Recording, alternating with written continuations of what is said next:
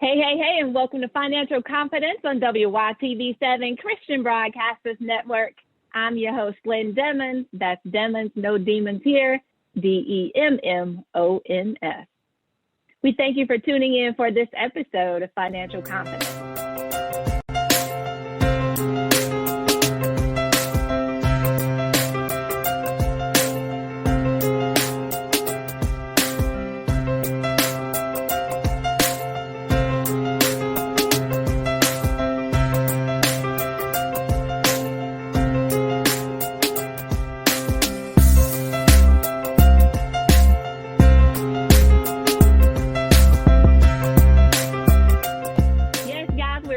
You make your money, keep your money, and grow your money so you can do those things that you're called to do.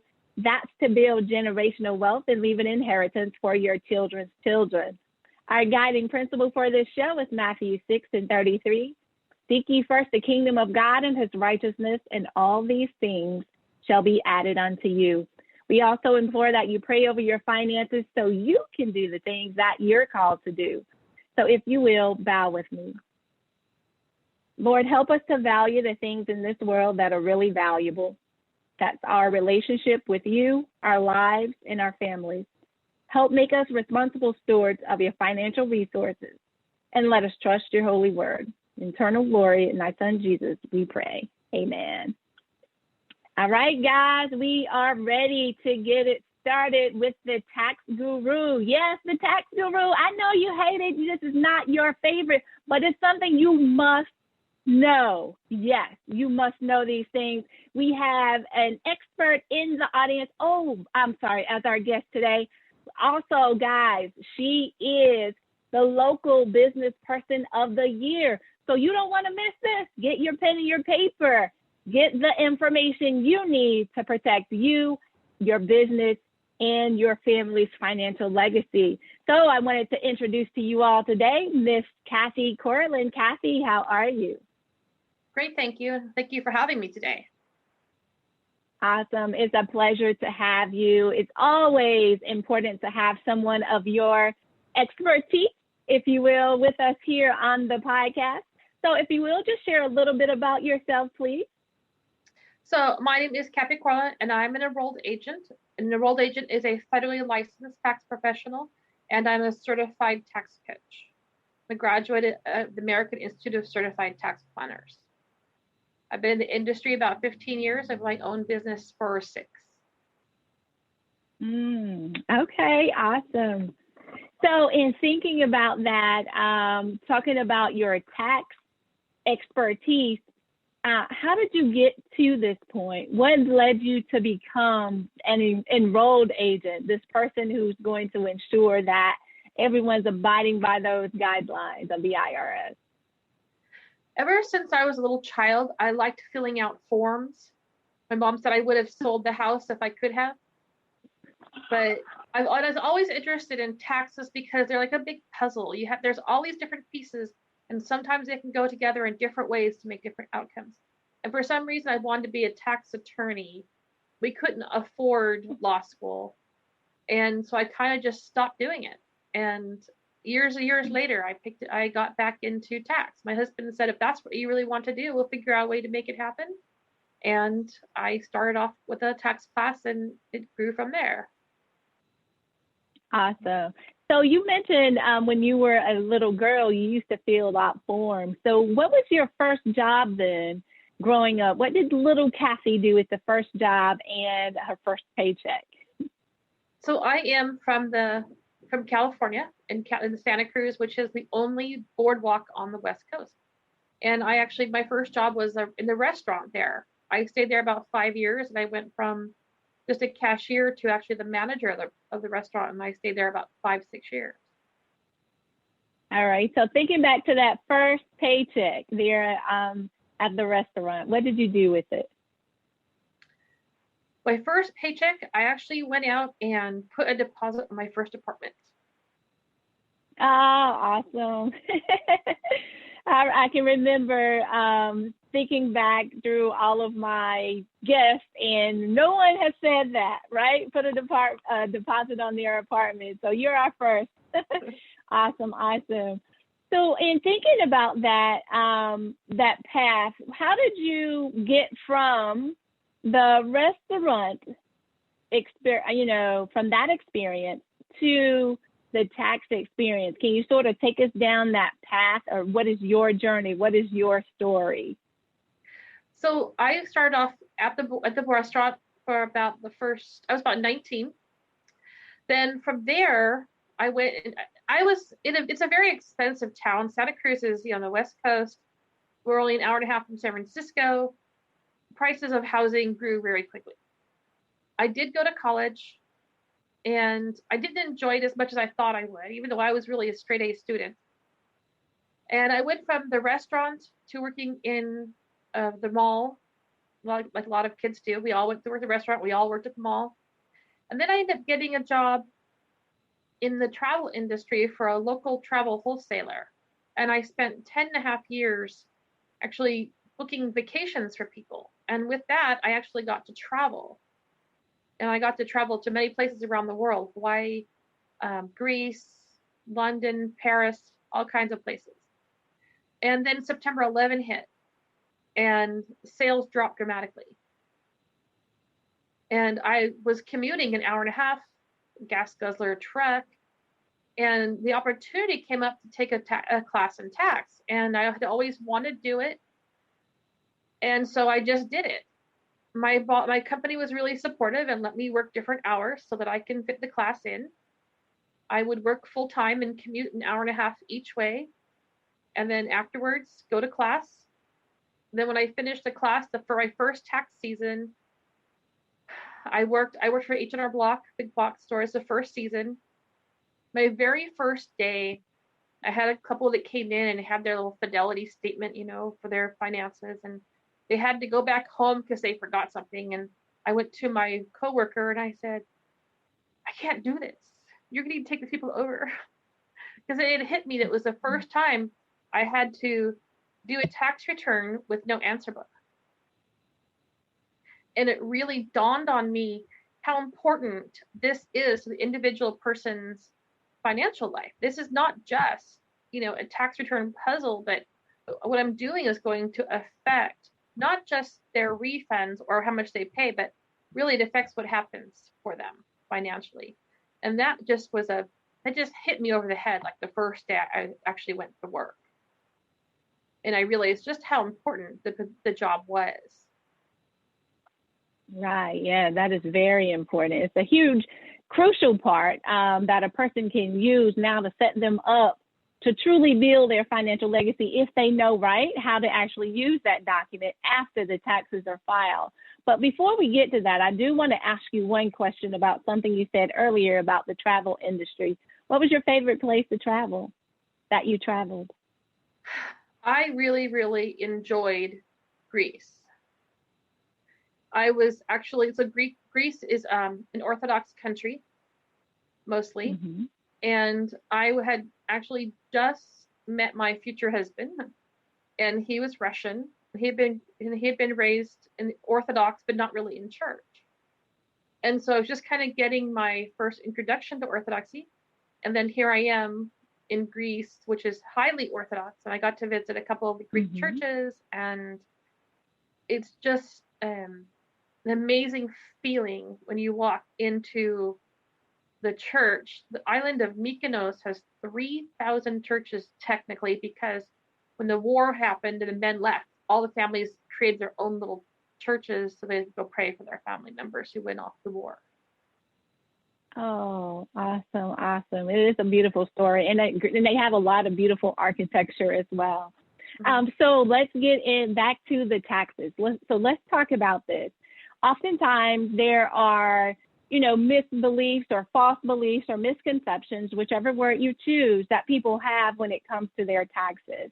So if someone's coming into you as a client, give us an idea of some of those misconceptions that you've encountered and how to help dispel those misconceptions. So there's a misconception about what we call the standard deduction and itemizing. So when you buy a house, I've had people come, I bought a house in December, so now I'm going to get a refund. With the increase of this, the standard deduction is how much you can make before you pay any taxes. And you have an option of just choosing standard or itemizing. So using your mortgage interest, property taxes, charitable contributions, medical, and people mix the two up. So they figure, well, it's not worth buying a house or worth doing that if I can't write it off. You're still building a value in that house, whether it's enough to write off. And if you don't have enough to write off, then you're getting a bonus by having the standard deduction. You're actually making more money more than you would have if you were writing the house off. And people also mix up itemizing with a business. So if they have their own small business and they're writing off their business expenses, people call it itemizing. And I ask them, we start with the house and stuff. They say, well, I already itemized my business. And they don't separate the two. Yes, you write off your business expenses on your business portion of your return. The itemizing is on your personal portion of the return. So people are always mixing those two up. Awesome. So when you think about supporting your clients, then what would you say is the best information that you would share with someone who is looking for support, whether there's a set of rules and guidelines for personal and a set of rules and guidelines for the business? What would be the best case scenario for you? So I take a look at their business. I take a look at their past year's tax returns to make sure they were done correctly. I ask a lot of questions. Sometimes people think I'm maybe too nosy. I had a client who is an insurance agent, and we had discussed just about how her business runs.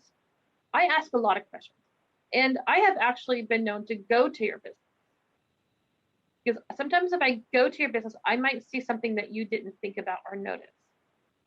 I'm looking for things to write off. I'm looking for things to change. I ask about what you've done this year. So if you buy a building and you're renting it out, and we write that building off like 39 years. Well, if you bought it as one piece, it's just one price. But we can actually do a survey and take all the different pieces of that building and maybe depreciate them in shorter time and save you money. And actually you'll pay less tax because we can split everything up. I talk to people who have small businesses. How do we want to write off medical expenses? If you're a sole proprietor, we can write them off this way. If you're an S corporation or a C corporation, we write them off one of these two ways. So we talk about how is the best way to manage each piece of the business, whether it's the right time and what your business should be. When we have a large refund, I try to talk to you about what your goal is. What is it that we can help you with? If you're an individual, do we need to use some of that money to invest for your future, for your retirement? Do we want to put it into a new vehicle? What is the best use of the money?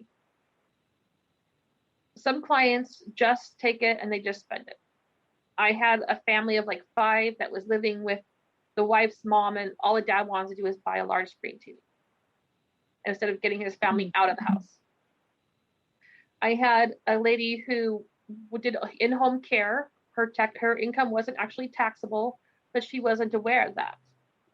So after talking with her, I went back and I amended 3 years of her tax returns. We got her around $10,000 back, which was really heaven sent because it was going to take about 2 months for her to get the money. But in 3 months, she was going to be having open heart surgery and she wouldn't be able to work.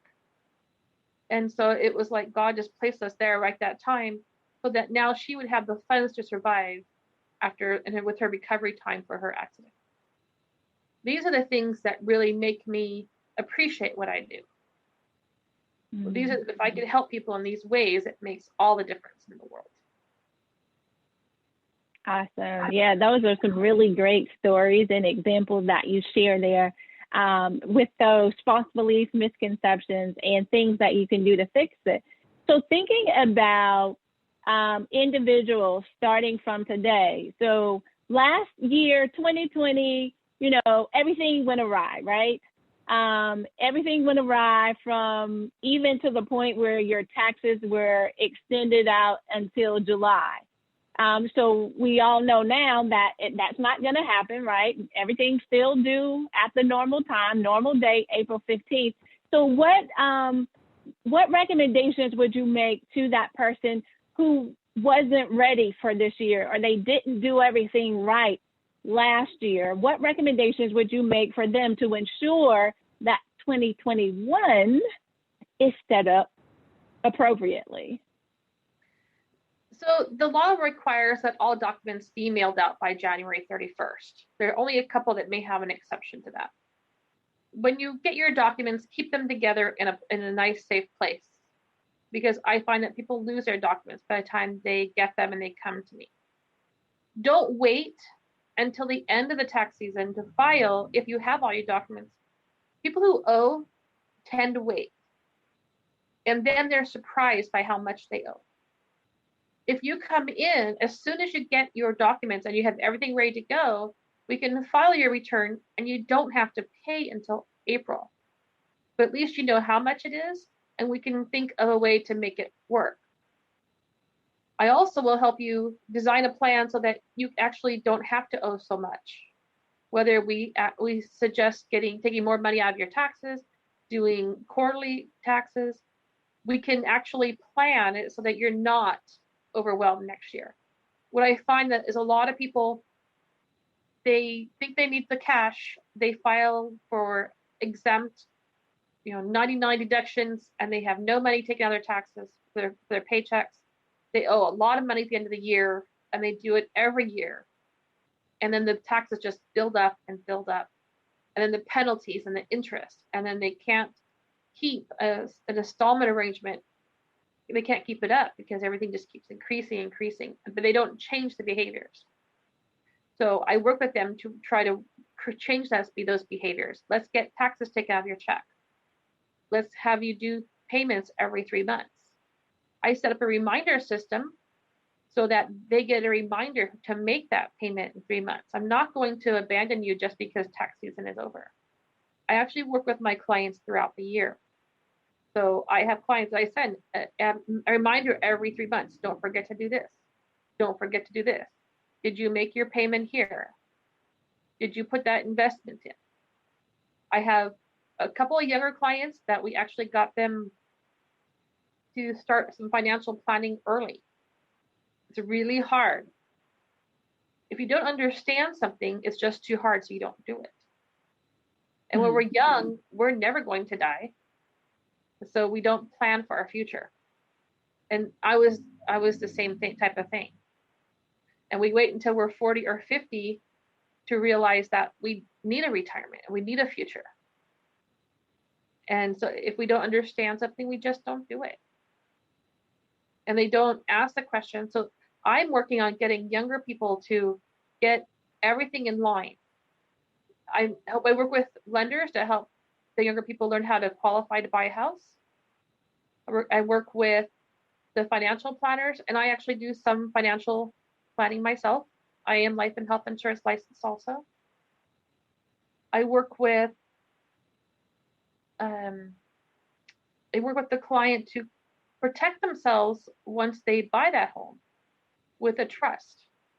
Get all your assets into a trust so that if something does happen to you, your heirs don't have to worry about inheriting that home. In California, a $350,000 house will cost $10,000 to get through probate. So your heirs will not end up getting that house. They'll end up having to sell it to get through probate. So I help my clients to avoid those mistakes. And I do work with clients around the country when they're all in different places. No state income tax or state tax, use taxes. It all depends on where they are in that stage of life. How can I help them get to that next stage? I love it, Cathi. So what I'm hearing from you is not only do you help your client have a plan beyond their taxes, but you also work with other financial experts, right, in the world in that, because it requires a team. We need a team to manage our finances and to do it the correct way. So guys, if you didn't take anything away from that except this one point, make sure that you hire those experts on your financial team. And it's not when I make more money, I'll hire a team. It's now so you can be a good steward of those finances, right? And then once you do make more money, you'll know exactly where it needs to go, or you'll have that person on your team who knows exactly where that needs to go.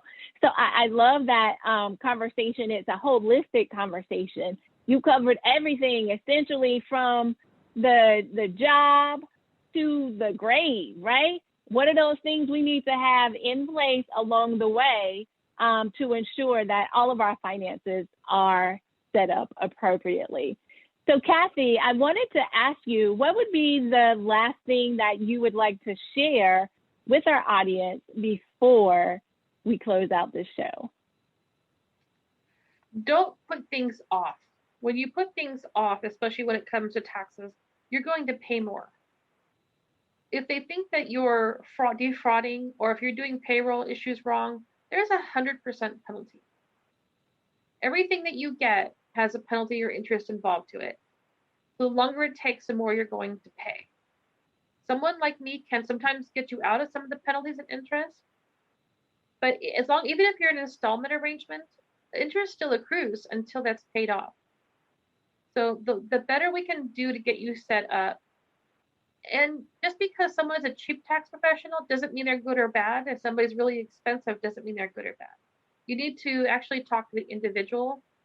And yes, sometimes tax preparation and working with professionals might seem expensive in the beginning, but in the long run, they're going to save you more than you spent. Absolutely. Save more than you spent over the long term, guys. That's what we're all about. It's about building generational wealth, and we're helping you to manifest your millions. Cathi, one more question for you. What's the one thing you want that you can't buy, that money can't buy? The one thing I would want that money cannot buy would be just kind of peace around. I know that sometimes when we get overwhelmed, that all of a sudden you just need to disappear for a while. So we need to keep ourselves from being overwhelmed, and not to take everything that everybody wants you to do. Think about what you need to do. So sometimes it's just a matter of closing the door and taking some time to yourself. Profound, guys. No is a complete sentence, and what I heard was there, self-care is extremely important. You definitely need peace. Peace in your life, peace in your mind, peace in your environment, just peace all around. I appreciate you so much, Cathi, for having that candid conversation with us. And thank you so much for tuning in and joining us for Financial Confidence.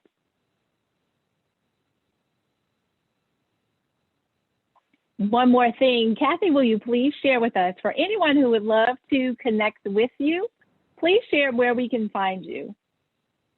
Thank you. So I'm actually in Modesto, California, which is the Central Coast by the Gallo Winery. And it can be reached at Cathi at taxguruette.com, which is CATHI at TAXGURUETTE.com, or 209-402-4661.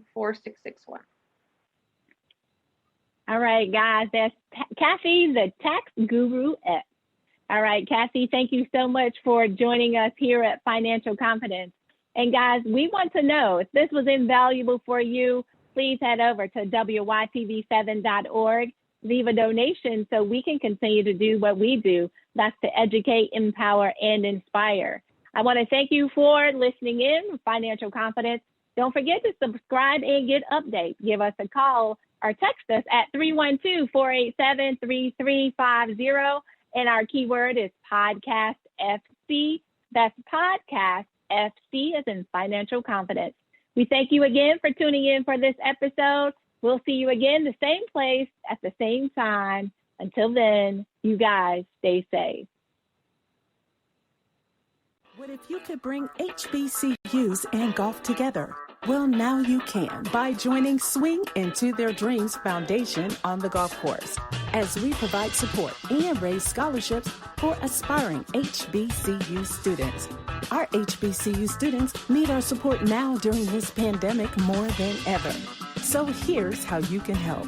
We are looking for sponsors, golfers, and volunteers like you. If you're an entrepreneur, business owner, executive, or an HBCU alum, we need you. Now's your chance to make a difference. Log on to swingintotheirdreams.com. That's swingintotheirdreams.com. Or call us at 770-686-7148. That's 770-686-7148. Because we don't just want HBCU students to go to college. We want them to strive, thrive, and graduate. Finances in a rut? Need a way out? Lynn Dimmons is here to help. She's your personal financial rebound coach. Being a wife, mother, and educator, she understands the importance of controlling your finances and building generational wealth. She is here to help you find money you didn't know you had and live life on your terms. Sounds too good to be true? Well, it is true, and it's definitely a good thing. Lynn Dimmons of Dimmons Enterprise offers one-on-one coaching, group coaching, and radio podcast entitled Financial Confidence God's Way on WYTV 7 Christian Broadcasters Network. Lynn Dimmons